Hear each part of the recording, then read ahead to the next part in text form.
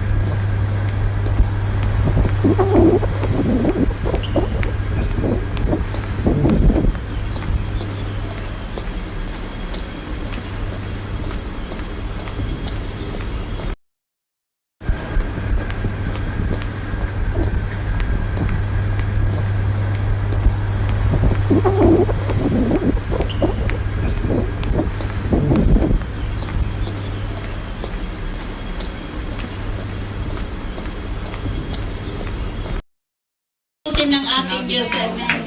Yung nagdaang 2025, ginabayan niya tayo, sinamahan ang ating buhay.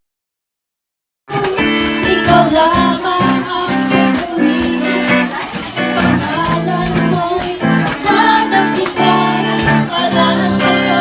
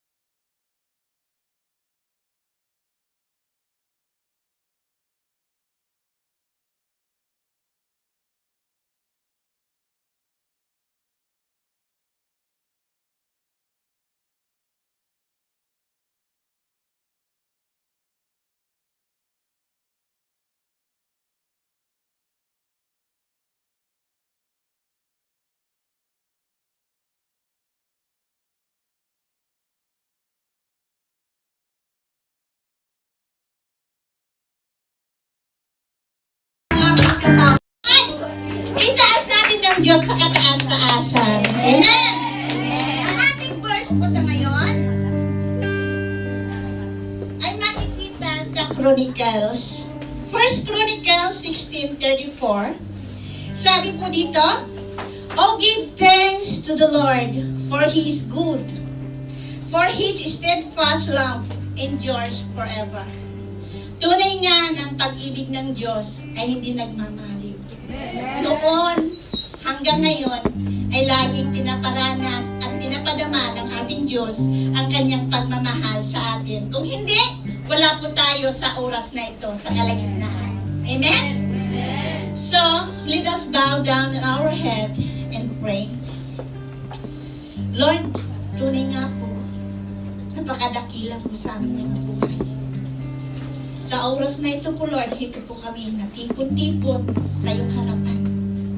Nagpapasalamat sa iyong kadakilaan, sa iyong paggabay. Puso ulit, O Lord, na bago po namin pasisimulan sa aming paglilingkod sa iyo, Lord. Kaya naman po, Lord, sa 2025, O God, kung gaano mo po kami iningatan ng 2025 na alam po namin 2026 po, Lord, more pa po kaming iingatan, O God. Ano man pong bagyo na aming pinagdaanan, O Lord, alam po namin na mas marami pang bagyong dadaanan po namin ng 2026. Pero alam po namin na ang Diyos po namin sa aming buhay at hindi po kami pababayaan. Kundi po, Lord, matatapos po namin na may katagumpayan. Dahil ikaw po, Lord, ang nangako sa buhay ng bawat isa na kahit kailan di mo kami iiwan. Kaya naman po, Lord, sa oras na ito, Lord, bago po kami dumulog sa iyong trono, Lord, pinapakumbaba po namin ang aming mga puso na kami po iyong patawarin, O Lord, sa mga aming mga kasalanan, sa isip, salita, at sa gawa.